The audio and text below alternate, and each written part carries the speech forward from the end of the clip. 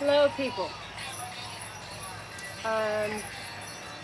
Okay, I'm going to read this book I found in a thrift store. It's called Seek That Which Is Above. Joseph Ratzinger and Pope Benedict, it says.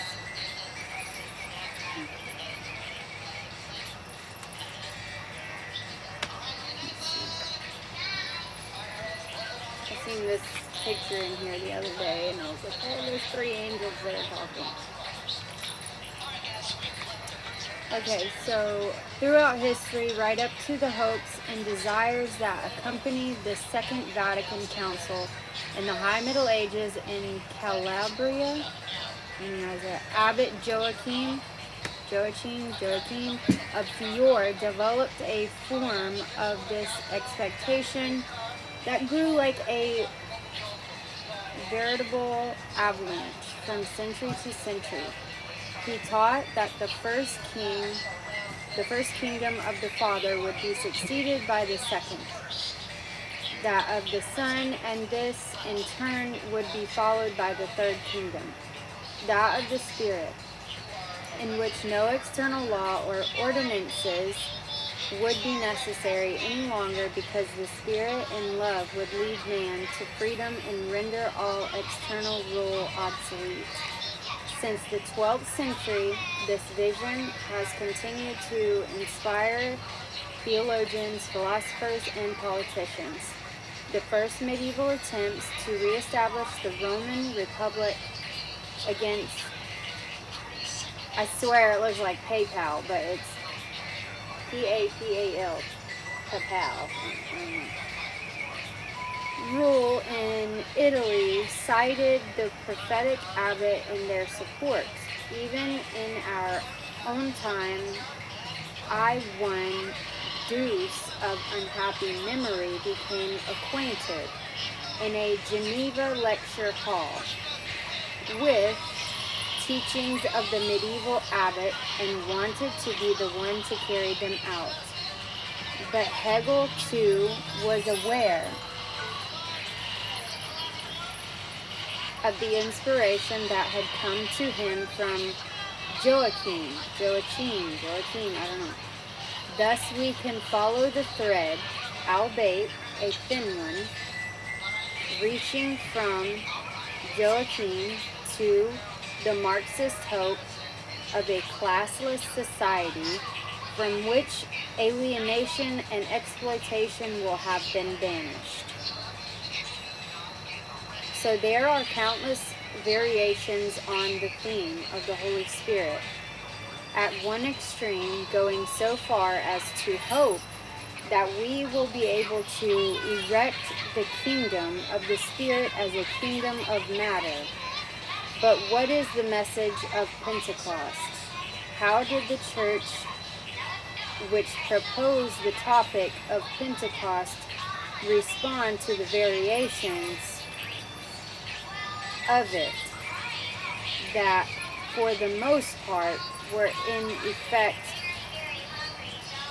antagonistic to her? Has the church anything relevant to say today on this issue? Anything that might be of significance beyond the circle of her closer adherents? Question mark. It is hard to provide a convincing answer at the level of the original received faith, because the latter does not exhibit the same visibility as do concrete hopes and programs for action. Okay, programs for action. I really like that book.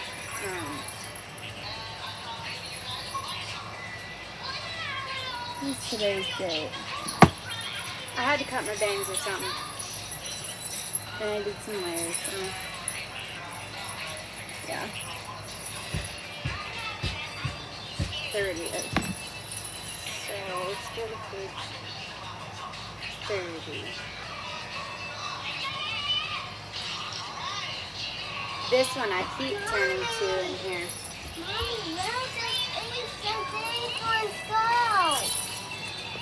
Go ask Sissy. Sissy knows how to do that. No. That's the math. 70. And then we're going to get all the way over there to the top. Okay, well, can you wait until I get done with this?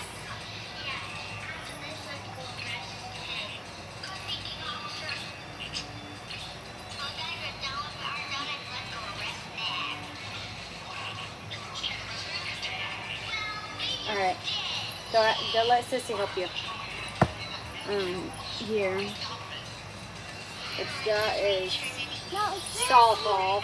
This is the takeaway. Huh? This is taking away.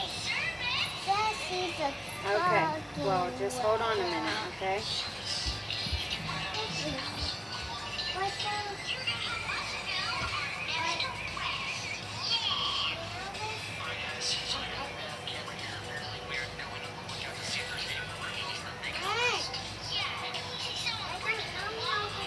Tradition has always equated St. Nicholas or Santa Claus with the Bishop Nicholas, who participated in the Council of Nicaea,